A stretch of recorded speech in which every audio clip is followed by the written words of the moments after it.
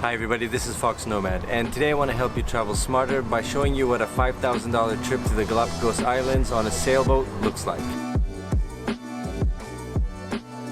So first, let's get the disclaimer right out of the way.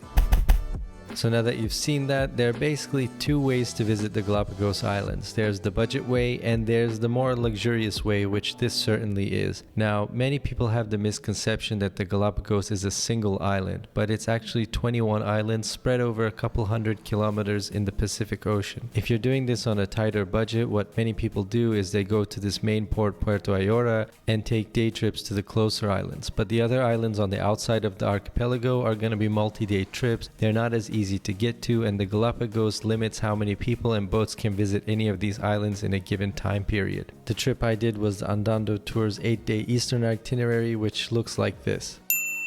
So I tried to record a lot of different ways to explain all of this to you, but I'm gonna do it really quickly and pretty much break it down as simply as possible. If you're paying for a trip like this, you're gonna get three things out of it. The first thing is the boat, the second thing is the experience, and the third thing is all the time you're gonna save by doing it in one single trip with a planned itinerary. So starting with the boat, the Marianne is a sailboat. It's actually the only sailboat in the Galapagos Islands. It can run completely on sails, but they only open the sails really for the benefit of tourist photos. So starting off, you stay in this boat for 8 days and you've got about 14 other people on the boat with you and about that much in crew as well. Each room holds 2 people, so either you're going to be sharing a room or you're going to have a room to yourself by paying extra, or you're going to bring along somebody that you really want to see the Galapagos Islands with. In any event, the rooms are pretty small and pretty Spartan. This used to be a racing ship in the Baltic Sea, but now the Marianne is in the Galapagos Islands. The rooms are comfortable, but they're pretty Spartan. It's what you would expect on a sailboat. Same thing for the bathroom. It's not very large, but it gets the job done, unless you have to flush a couple of times.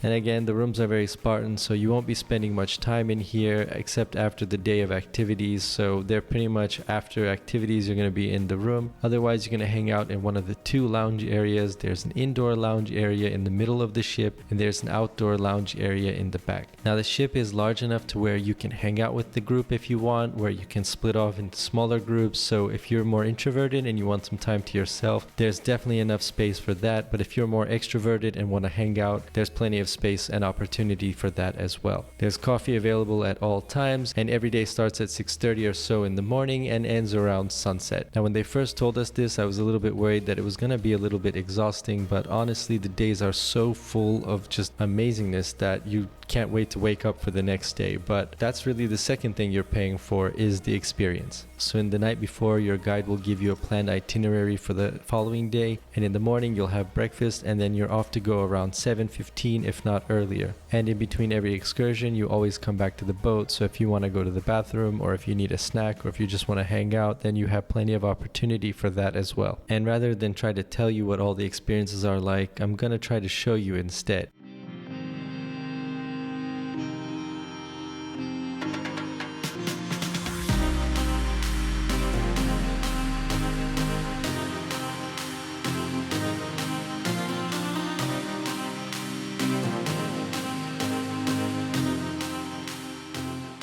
So essentially the experiences are landscapes and animals and a combination of the two. So you're going to see more animals than you've ever seen in your life just wandering around, and you're going to see animals, wild animals that have no fear of people. Jump in the water and go snorkeling, and probably sea lions are going to come start swimming around you. There are going to be sharks floating around beneath you. When you get on land, there's going to be sea lion pups looking as cute as possible, Nazca boobies floating around your head, albatross that are come up to your waist walking around the shore, gigantic tortoises which are probably 100 years old wandering around, iguanas, and all sorts of wildlife. Not to mention that the landscape comes from the remnants of volcanic eruptions, so you feel like you're walking on Mars and seeing all the animals on Earth that have no fear of people, and it's almost like visiting a version of the Earth where the wildlife has had no experience with people. And all this brings me to the third thing that you end up paying for, which is all the time that you save going to these very selective spots in a very tight schedule. Now, the schedule isn't so tight that it's overwhelming, but it is a huge time saver when you have a knowledgeable guide who takes you to the best snorkeling spots, best places to see the wildlife, all on a very planned schedule. And I was really fortunate to have our guide Fernando, who was not only knowledgeable and attentive, but just pretty awesome overall, and our Captain Mario, who's just, well, They know where the animals are going to be and when and what times of the day are going to be the most comfortable for you, and it's all saving you a lot of time. So if you were to try to do this on your own, doing day trips or doing multi-day trips on different boats, then it would probably take you at least twice as long, if not 3 times as long, to do all of this within the same time period. So although it may cost less money to do it that way, it's going to take more time. And if you don't have that extra time in terms of vacation time, or it doesn't meet your travel plans, so part of the cost of a trip like this is the time savings, is the hand selected spots, is having a guide who's going to know where the animals are, who's going to know the best spots to snorkel, who's going to schedule out the day so that you make the most of your day and make the most out of every day without it being overwhelming or wasting too much time. And I don't often like to use the term efficient when it comes to travel, but in a place that's so remote with so many different options and so many different things to see, being able to get access to hand selected of the best spots that there are to see and having direct transportation to them is really a great way to see such a destination in a way that you don't feel like you've missed anything and that you make sure that you've seen all that you can. In the end, this is definitely an expensive way to see the Galapagos Islands, and it's an expensive way to see pretty much anywhere, but the Galapagos Islands are definitely bucket list level stuff. I don't really like the term bucket list because what are you gonna do after you're dead, but the Galapagos Islands are definitely a must-see. I highly recommend, if you have the opportunity to go in any way you can go, to visit the islands. I've been to a lot of places now that I've been traveling for over a decade, and I can easily say the Galapagos Islands is one of, if not the most amazing place I've been to in my travels.